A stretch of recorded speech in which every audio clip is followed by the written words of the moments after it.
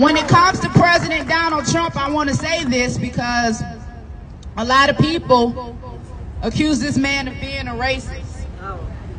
And I just want to say that I met President Donald Trump working on criminal justice reform. I too was one of the ones that said, no, I don't want to go talk to that man. I don't know him. He hates black people. Well, that's what they said. And so they said, well, Angela, he's working on criminal justice reform. You have a story. Many of you may or may not know that I served time in a Georgia state prison. And while I was serving time in that prison, I was pregnant.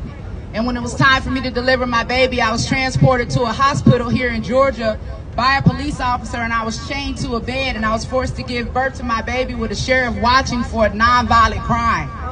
Also separated from my family for a nonviolent crime. But you know, the Democrats said we only supposed to fight for the family separation at the border. They forgot all about the family separation in the border. They want Trump to apologize for the CP5, but they ain't demanded that Joe Biden apologize for the '94 crime bill. But that's something else.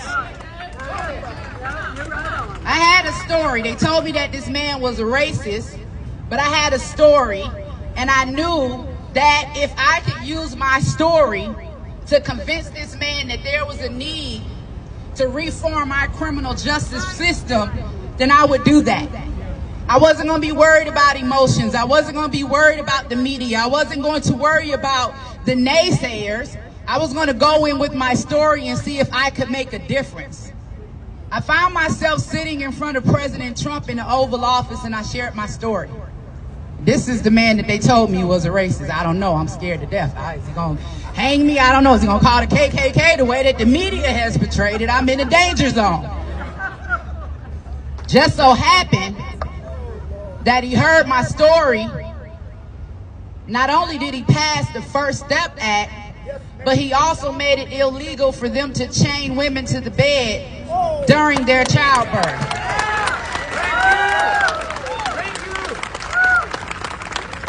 This white man that they told me was a racist, they told me he hated black people.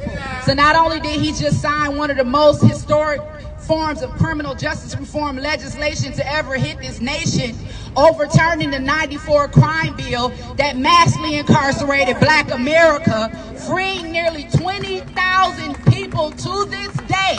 The First Step Act. I sat in the Oval Office with a lot of criminal justice reform advocates.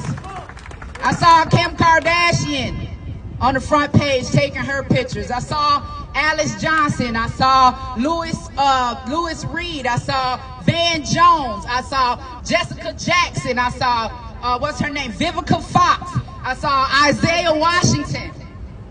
But I don't see any of them here today. A lot of people want to take a lot of credit for being criminal justice reform experts, criminal justice reform advocates, but to tell the truth, you didn't free nobody. Trump did.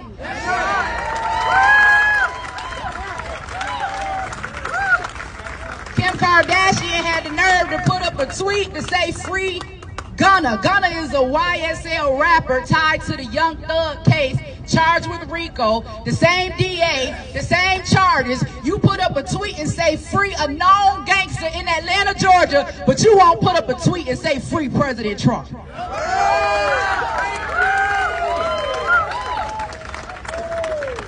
And the only reason you getting any credit for freeing anybody is because President Donald J. Trump signed the papers. As a criminal justice reform advocate, somebody that's grateful to President Donald Trump for giving me a second chance, giving me an opportunity to run for Congress by clearing my record. Somebody who was completely oblivious to the corruption that happens in Atlanta, Georgia. I just wanted to do something for my community. I refuse to be silent. Not only will I stand for Atlanta, Georgia, not only will I stand for America, not only will I stand for the babies being aborted in the womb, not only will I stand for the mothers that choose life, I'm also going to stand with President Donald Trump.